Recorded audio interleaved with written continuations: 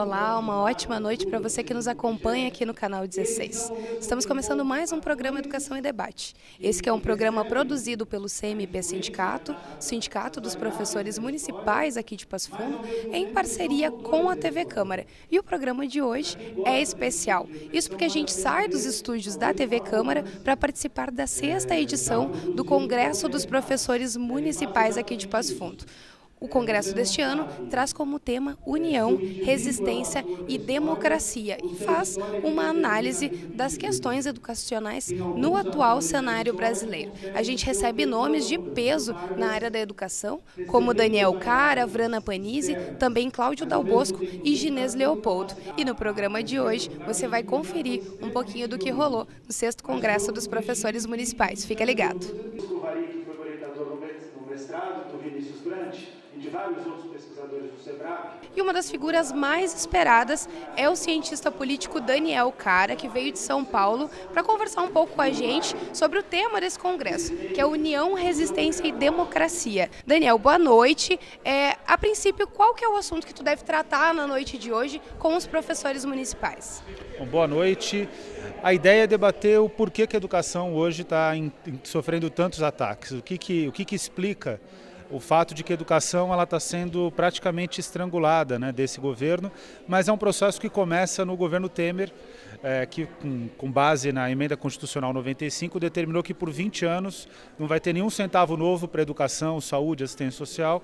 Agora, indubitavelmente, nesse governo Bolsonaro, o que tem acontecido é uma destruição bastante evidente da política educacional.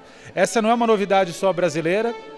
Em vários outros países acontecem coisas equivalentes, mas o processo brasileiro ele é mais dramático, então ele tem chamado muito a atenção do mundo.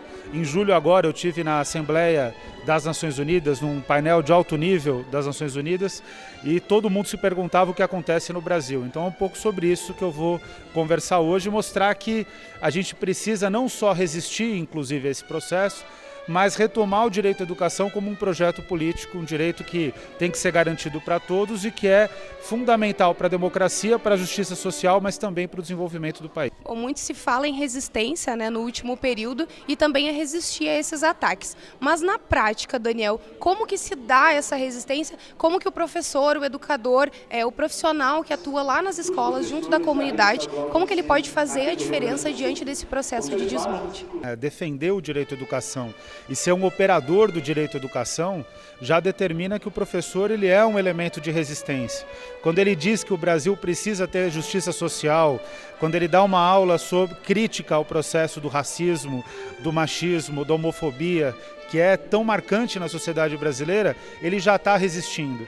Agora a proposta é não só resistir, é preciso a partir das escolas formar uma quantidade grande de cidadãos que queiram assumir a responsabilidade de gerir o país e de gerir o país com base na Constituição Federal, gerir o país com base nos direitos humanos, gerir o país com base na ideia de que esse tem que ser um país que é desenvolvido, mas antes de tudo é um país que precisa ser justo. Então, nesse sentido, eu acho que a gente tem uma resistência que ao mesmo tempo determina um projeto.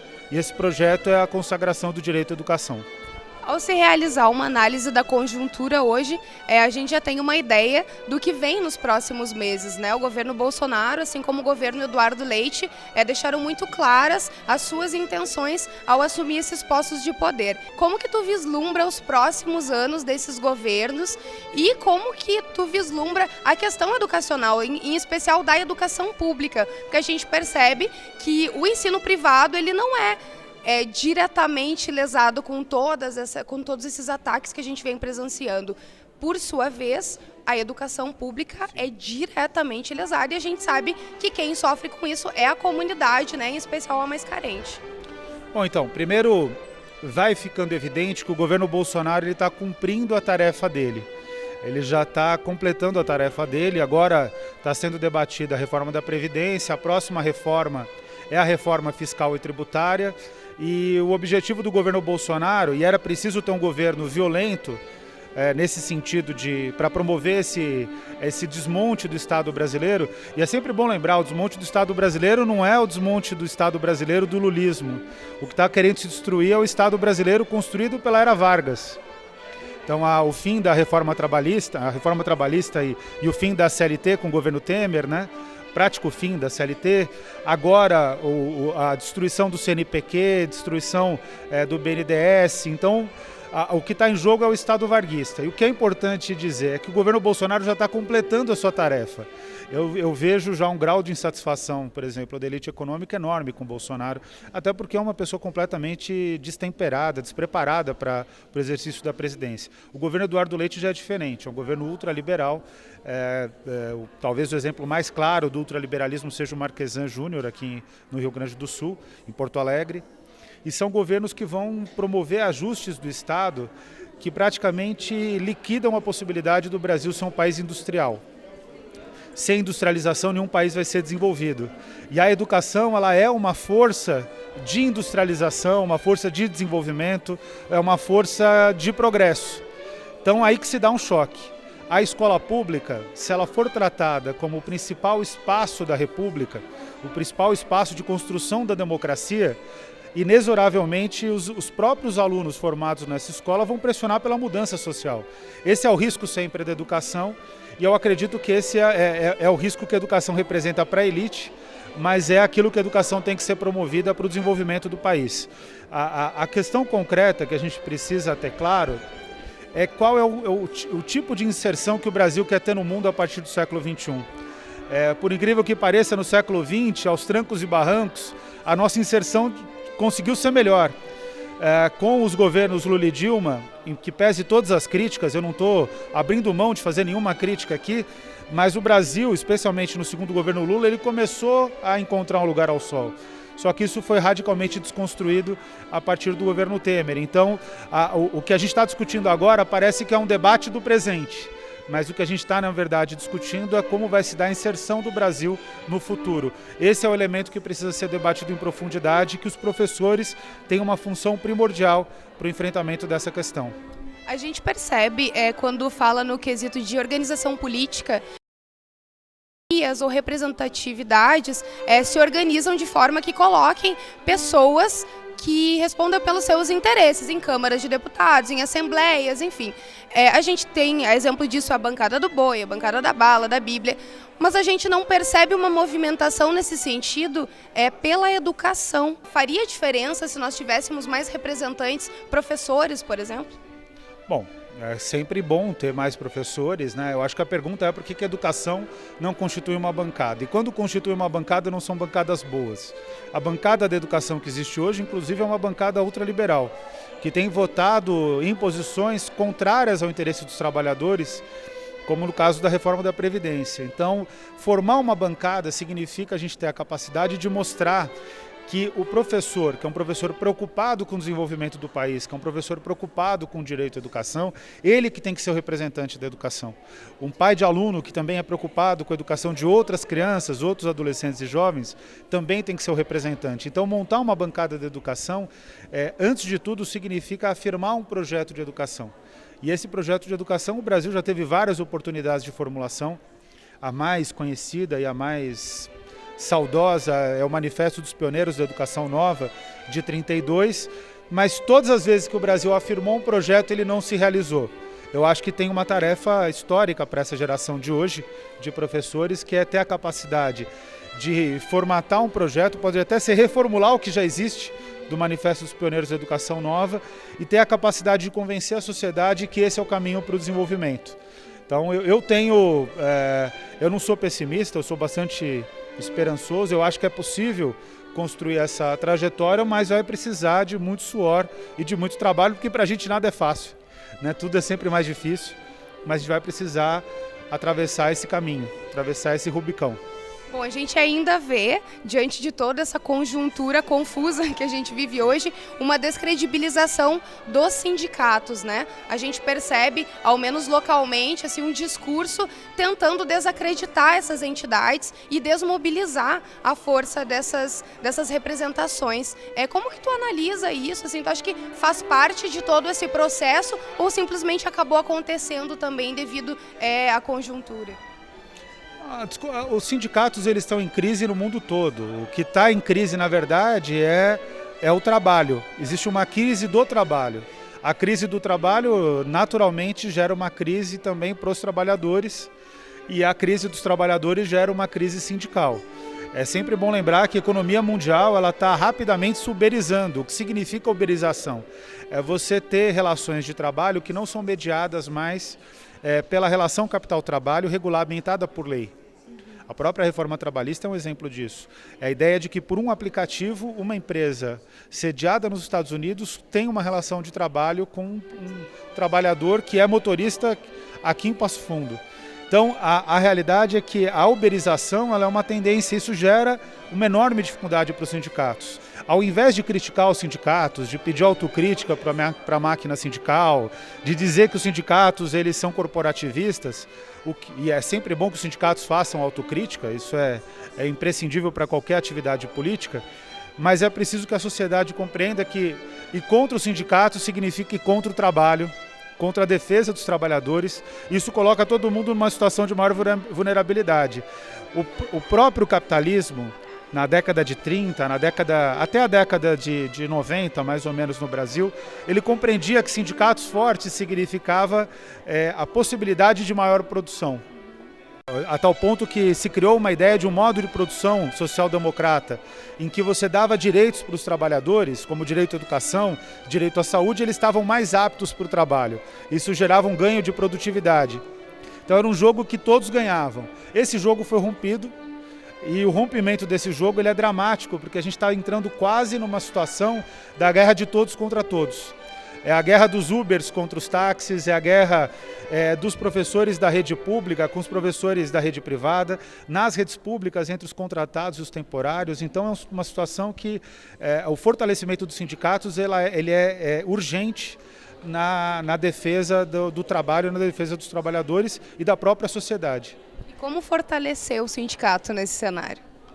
Olha, o caminho concreto é retomar a compreensão de que o trabalho é uma atividade importante e que o trabalho ele não pode ser pautado numa exploração fatricida em que todos perdem. É quase que retomar valores civilizatórios básicos, que é o respeito a todas as pessoas como trabalhadoras, porque elas têm direito a uma vida produtiva. Então, o fortalecimento dos sindicatos basicamente é a luta pelos direitos sociais, dando relevo para dois direitos que eu acho que são fundamentais, três eu diria até. O direito ao trabalho, o direito à educação, o direito à saúde. Esses três direitos precisam voltar a ser uma pauta de prioridade. O direito à educação é mais claro, a sociedade tem se movimentado em favor do direito à educação. Só que é urgente que a sociedade se movimente em torno do direito ao trabalho e do direito à saúde também.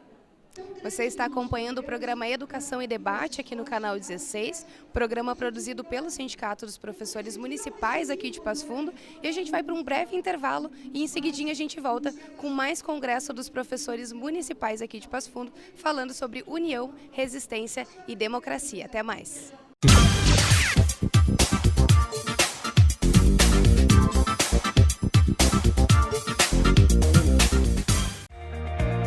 O que é importante para você é importante para a Câmara. A Câmara de Vereadores tem compromisso com a comunidade e transparência na gestão. Por isso, debater as necessidades da comunidade faz o trabalho do Legislativo ter muito mais resultados para você. Com participação, as mudanças acontecem e os investimentos geram mais desenvolvimento e garantem um futuro melhor para a nossa cidade. Câmara de Vereadores de Passo Fundo, a casa dos grandes debates.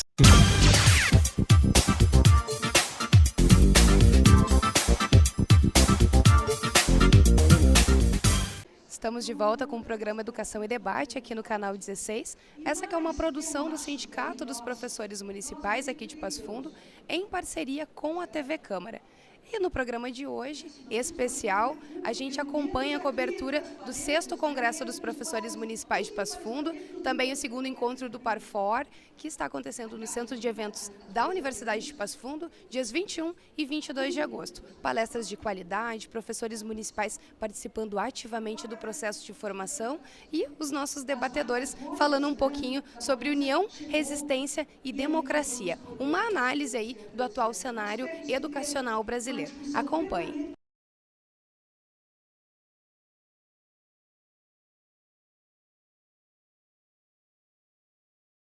nesse 6º Congresso dos Professores Municipais, uma figura importante na construção das atividades foi a professora Regina Costa dos Santos, que hoje nesse atual formato do sindicato é uma das professoras cedidas para trabalhar com exclusividade no sindicato, né, Regina, em prol do magistério municipal. Essa é uma novidade, né? Afinal de contas, é muito recente esse novo formato do sindicato.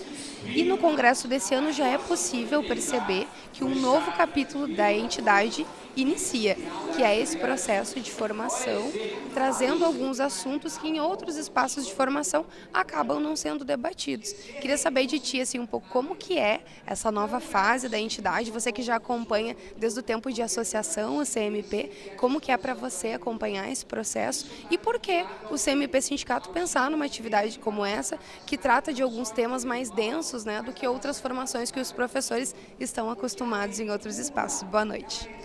Boa noite, Ingra. Acho que assim, sim, o CMP ele vive um outro momento, né? Acho que a partir do momento que recebemos a carta sindical no final do ano passado, a gente começa, né, um processo de construção com melhores estruturas, né, com maiores condições de trabalho, né? Já que nós reivindicamos tanto, né, as condições de trabalho lá no local do professor, o sindicato também precisa ter um mínimo de estrutura. Você citou, né, a questão das 3 cedências, que é algo que vem contribuindo muito, né, tanto para esta organização mais interna do sindicato, quanto também a externa, que é a visita nas escolas, as formações que a gente oferece, esse atendimento mais direcionado às necessidades da categoria. Claro que com a vinda da carta sindical a gente conseguiu potencializar algumas coisas. Quanto à questão da formação, nós estamos aí no 6º Congresso dos Professores Municipais, que é um processo no qual sempre a gente teve esse cuidado de ser de acordo com a necessidade da nossa categoria, dos professores, a partir desta realidade vivida e sofrida pelo professor, né? Então, a partir do momento que a gente começa a trazer temas como a questão da violência nas escolas, o uso do celular, o ensino domiciliar e todas as questões que a gente está discutindo hoje no 6º Congresso, é justamente porque a nossa categoria precisa desta formação para daqui a pouco fazer um melhor atendimento à comunidade passofundense, né? Lembrando que o nosso papel como sindicato, ele vai muito além da questão da organização sindical. Nós costumamos dizer que a gente tem uma bandeira que é bem maior, né? Antes de salário, antes de qualquer outra coisa, é a educação de qualidade. E a gente defende que o professor ele precisa ganhar bem justamente para isso, para melhorar, né, a qualidade da educação no nosso município. Então as formações elas vêm cumprindo esse papel. E essas formações elas não se limitam ao dia do congresso, né? A gente chegou aqui e muitos professores, após a fala dos palestrantes, fizeram suas perguntas embasadas já em discussões anteriores, assim, que são os pré-congressos, né? Eu queria que tu falasse um pouquinho do pré-congresso e também por que ele é importante para o professor, por que não só permitir que o professor venha assistir uma palestra, mas fazer questão de que lá na escola essas discussões comecem bem antes dessa atividade. Esse é o diferencial dos congressos do CMP. Né? A gente tem um mês antes sempre do congresso, a gente faz várias atividades nas escolas, onde os professores discutem a partir de suas percepções, das suas análises frente à realidade, esses temas. Aqui, as escolas municipais, elas se organizaram nas suas unidades de ensino, onde elas tiveram um texto base com algumas questões para estar norteando o debate, aonde foi feito um documento que foi enviado para o sindicato. A partir desse documento, nós fizemos o contato com os palestrantes e foi sempre como base o que a categoria já vem pensando sobre determinado assunto que a gente partiu. Como eu disse anteriormente, os congressos do sindicato, ele tem um diferencial, que é exatamente isso. Ele é feito por professores, para professores e com professores. A nossa base da organização, tanto do pré-congresso como do congresso, é no viés sempre de contemplar a realidade que a gente está vivendo nas escolas municipais. Como que você avalia esse congresso, esse 6º congresso? Ele foi muito positivo, né? Os congressos, eles vão... A cada novo congresso, a gente vai vendo o quanto a gente vai avançando enquanto organização da categoria e também mobilização dos professores. E os congressos, eles vêm cumprindo com um papel muito importante nesse sentido. O 6º congresso, ele deixa muitos desafios, né? No que diz respeito a gente continuar essas análises e também estar trilhando aí alguns passos para que a gente possa avançar. Não é só discutir, mas de fato ter indicativos que possam mudar a realidade da nossa educação no município. O 6º Congresso dos Professores Municipais aqui de Passo Fundo teve uma parceria muito importante nesse ano, que foi o 2º encontro do Parfor, que foi uma parceria com a Faculdade de Educação. E a gente está aqui com a professora Adriana Dickel, que é diretora da FAED aqui da Universidade de Passo Fundo. Adriana, eu gostaria de saber de ti, assim, o que representa para a FAED construir um evento como esse junto com o Sindicato dos Professores Municipais, uma vez que muitos dos ex-alunos da FAED hoje atuam na rede municipal e muitos dos futuros professores municipais com certeza são os atuais alunos da FAED, né? Boa noite. Boa noite. Eu acho que a tua questão já traz consigo a resposta, né? Na verdade, o evento, ele simboliza esse desejo que nós temos na Faculdade de Educação de nos imiscuirmos, de nos contaminarmos, né? Com essa energia boa, com essa capacidade de reflexão que vem dos professores da rede municipal, principalmente quando colocados diante de desafios como esses que a gente tem enfrentado nesse momento. A temática do evento, que são os cenários, o cenário atual, né, da educação e os seus principais desafios, é um tema assim que nos toca a todos, né? Toca a quem faz a formação inicial, toca a quem faz formação continuada, toca aos estudantes, toca professores, né? Toca a todos. Eu acho que todos que se preocupam com a educação no país precisam pensar o que está acontecendo nesse nosso cenário, de que recursos nós precisamos para enfrentar os grandes problemas que se avizinham e, com certeza, essa unidade que a gente produziu para elaborar, né, para estruturar esse encontro, eu acho que já acena para o que somos capazes de fazer juntos. E a possibilidade de novas parcerias, quem sabe? Exatamente, eu acho que assim, a gente mostrou que é possível fazer coisas juntos. Vamos ver o que mais seremos capazes de fazer. Com certeza, muita coisa.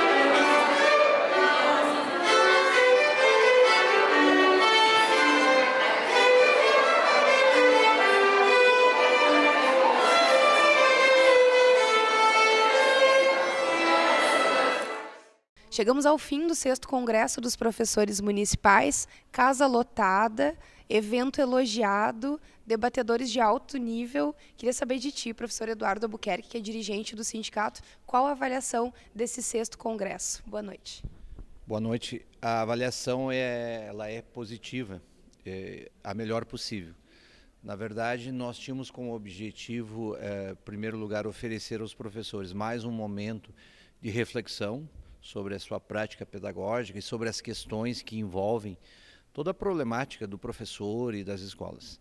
E com relação a isso nós atingimos nosso objetivo, conseguimos envolver a plateia nos 3 turnos, na quarta de noite, quinta de manhã e quinta de tarde, e além de envolver nós percebemos que houve sim uma aprovação por parte dos professores da dinâmica que nós propomos a eles nesse novo tipo de modelo de debate, onde 3 debatedores falam por 20 minutos cada um e em seguida são questionados. Parece que ele deu certo, parece que ele trouxe um dinamismo maior para as reflexões e talvez possamos melhorar essa dinâmica nos próximos eventos. Eu quero dizer que esse evento ele foi muito especial, porque ele foi uma parceria com a FAED, a Faculdade de Educação aqui da UPF, e do Parfor, o Programa de Formação dos Professores. E por que isso é elogiável? Porque nós estamos fazendo a união entre a academia, ou seja, aquela que formou os professores que hoje estão na rede municipal atuando. Então foi uma oportunidade ímpar. Essa parceria também nós vamos melhorar à medida do possível e implementar novas estratégias para que nós possamos nos aproximar ainda mais da academia, porque vemos na condição dos palestrantes que tivemos hoje, 2 deles são da UPF e uma professora da URGS, uma ex-reitora da URGS. Nós percebemos que qualificar o discurso é o caminho hoje para que o sindicato possa se efetivar de fato como um representante legítimo da sua categoria. Não é à toa que o CMP Sindicato ele tem esse reconhecimento, porque esse reconhecimento é fruto de muito trabalho. Fazer todo um processo que nós fizemos aqui, toda a diretoria envolvida, não é algo simples de se fazer. E isso tem resultados, e teve resultados positivos. E nós colhemos sempre, quando percebemos junto ao nosso professor, o respeito e o reconhecimento. E esse respeito e reconhecimento vem pelo nosso trabalho, pela nossa seriedade e pelas posturas que nós temos adotado nesse tempo todo que estivemos à frente do sindicato. Então está de parabéns o CMP, toda a diretoria do CMP, os funcionários que trabalham no CMP, os professores que vieram até aqui, os palestrantes, enfim, todas aquelas pessoas envolvidas nesse evento de qualidade e que certamente ele vai marcar muito os novos direcionamentos que nós temos em relação aos nossos discursos e principalmente a nossa forma de se organizar e de combater o que nós temos hoje visto na sociedade, que é uma tentativa de desconstrução da legitimidade do sindicato. Nós percebemos por aí ataques vis em relação ao sindicato como sendo algo desnecessário e muitas vezes um empecilho na vida do trabalhador. Esse discurso ele é proposital e vem daquelas camadas da sociedade que já estão beneficiadas e que não precisam de um sindicato, porque vem a sociedade com uma visão individualista. E nós mostramos que não, que a sociedade ela é coletiva. E fora dessa coletividade, alguns poucos apenas se beneficiam em detrimento de uma grande maioria. Estamos muito felizes, a diretoria toda está feliz, os professores saíram daqui felizes. E isso é o mais importante para nós. E vamos chegando ao final de mais um programa Educação e Debate. Nosso programa de hoje, um programa especial que trouxe a cobertura do 6º Congresso dos Professores Municipais de Passo Fundo, também o 2º Encontro Regional do Parfor. A gente discutiu união, resistência e democracia, trouxe nomes de peso no que diz respeito aos estudos da educação, da pedagogia. Trouxemos Daniel Cara, Vrana Panizzi, também Cláudio Dal Bosco e Ginés Leopoldo. Na próxima semana, a gente volta com mais programa Educação e Debate. E agora você segue com mais programação de qualidade aqui na TV Câmara. Uma boa noite e até a próxima semana.